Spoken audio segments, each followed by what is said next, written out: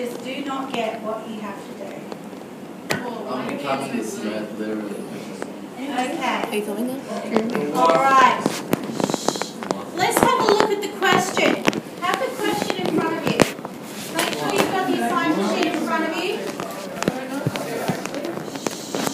Come on, guys. Get it together. All right.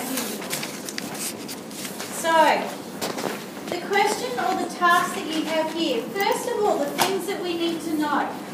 I'm going to break it down into dot points for you and simplify it as much as I possibly can.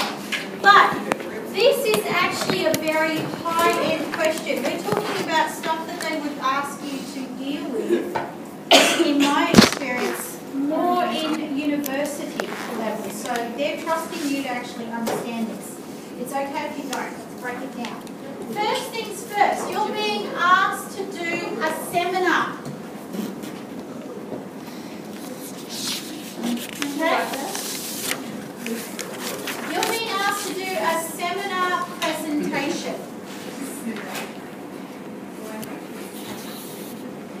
A seminar presentation is usually with a group of people. A seminar, you have like-minded individuals.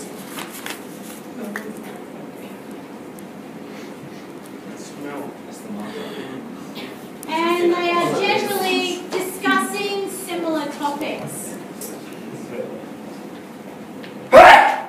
Bless you. Alright.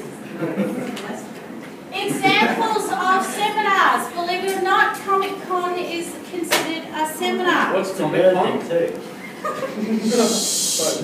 Once you take away the crazy people on the floor or the cosplayers and the games that go on in the side suites, normally people go to Comic-Con because they go for the panels.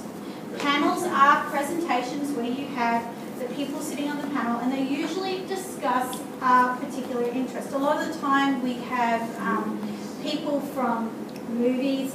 This is what it has turned into.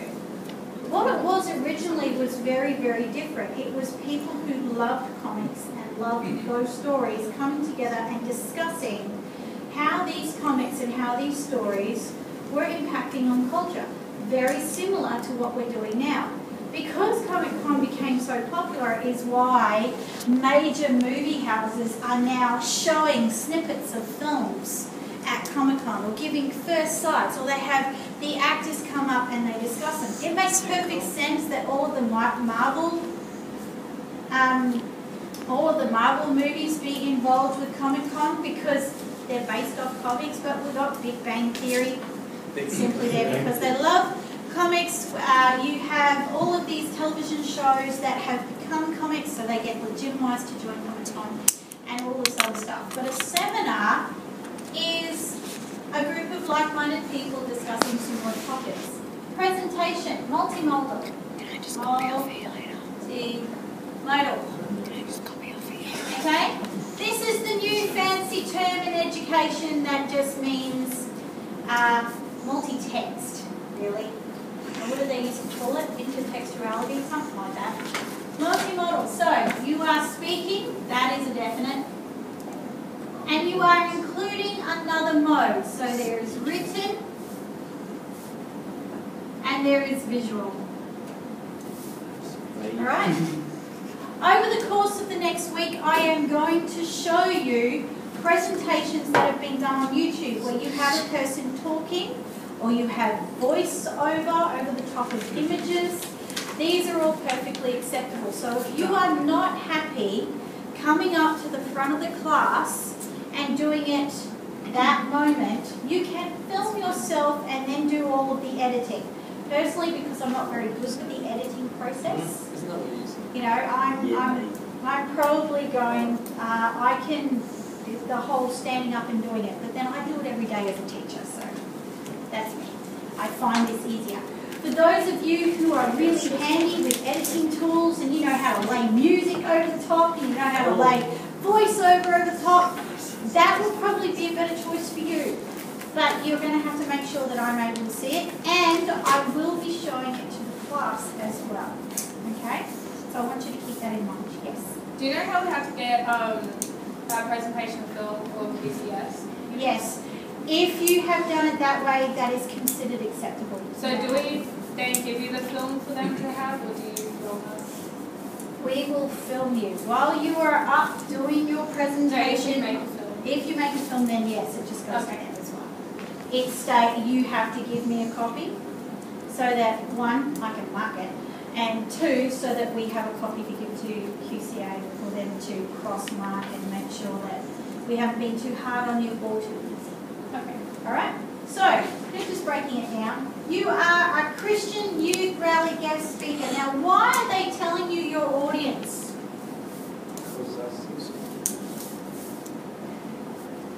Come on, why are they telling you your audience? So you know how to speak, in a way? Yeah, good. So you know what language you can use, so the language that you can use, but also the prejudices that you are dealing with. Okay? Now I might be using the wrong language here because it's influences or worldview is another one that they tend to use. But you are going to be coming to a Christian youth rally with the option of not having to explain angels or demons or Christianity because you're assuming that your audience already knows it. Okay, so you don't have to waste time explaining stuff. Right? Also, you can use words like stuff. You are talking to teenagers. How's it going, miss? Don't worry about it. Okay? So you want to consider your language and you want to consider your prejudices. What are you going to be dealing with? So you need to know all of this stuff to figure out where you start. Alright, now, to be perfectly honest, I think that's the stuff you guys already knew and were pretty safe with. Maybe not. Yeah. So, let's move on to the harder part of it. Alright, so, this is your statement. This is what you need to talk about. How long do you need to talk about? 3 to 5 minutes. 3 to 5 minutes. 3 to 5 minutes. Alright. The themes in this present darkness are a response to the social and intellectual milieu of the time rather than a fictional reflection of biblical prophecy. Alright, so we need to break this down. Have you guys finished copying whatever it is on the board? Please make notes on your sheets to help you. So if we're taking apart the question, you can put the notes on the sheet. It's fine. Yeah, I think I've done Alright. just about. I'm about to rub this off. Is this okay? That good? Yep. Excellent. Dump that one. Alright. Let's break the question down. Now you guys have all on the board. Now I'm going to take it apart.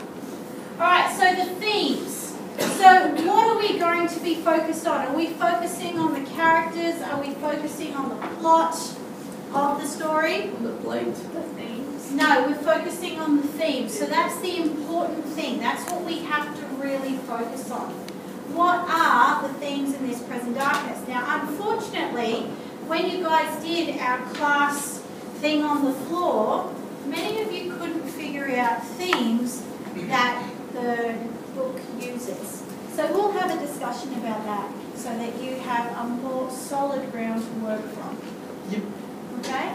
Now, themes end up being translated by plot and character because they're the ones who are acting it out or exploring it. So they become important. But ultimately, it's the themes. Are a response to the social and intellectual attitude. What does a response mean? A question. Okay, it's like an answer. I mean, It's like an answer. Very good, very good. Okay, so a response equals an answer or a comment.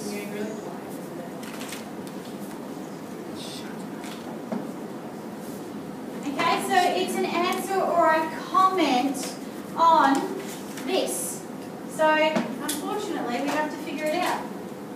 What is the social and intellectual milieu? What's a milieu? Milieu means amount, idea, the swirl of stuff around us. Alright?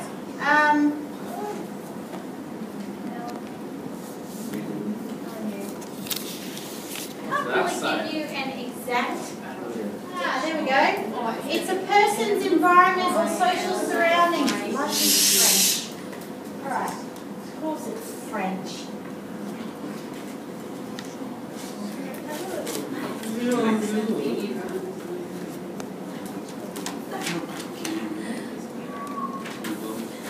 Okay.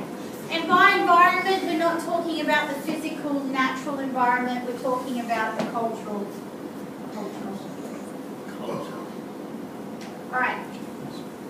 Millennial, person's environment of the time rather than a fictional reflection of biblical prophecy. Now, do I have to explain fictional reflection of biblical prophecy?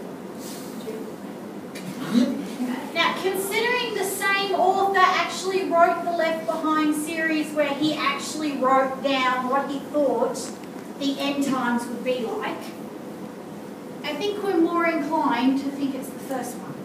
However, you can argue the second. You can argue the second. All right. What do you mean? Well, it's making a statement. The minute that you see rather than, Oh, okay. another way of saying rather and is instead of. Oh, okay, that makes sense now. So we're arguing whether it's a prophecy or if it's just like reaction to what was actually happening at the time. Yeah. Okay. Okay, so, milieu, person's environment. Guys, here's a question for you. Which person are we talking about? Which person? The person. Whose milieu are we discussing? The authors is one.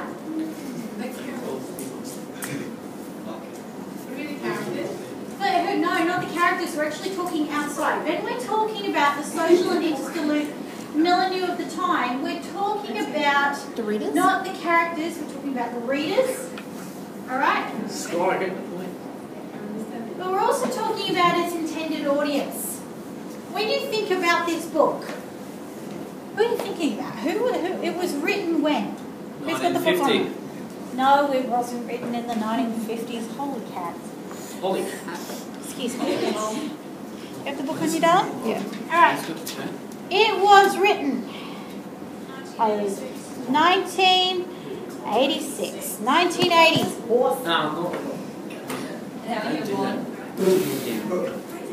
He's tired. Okay, 1986. No, I was 10 years old. All right.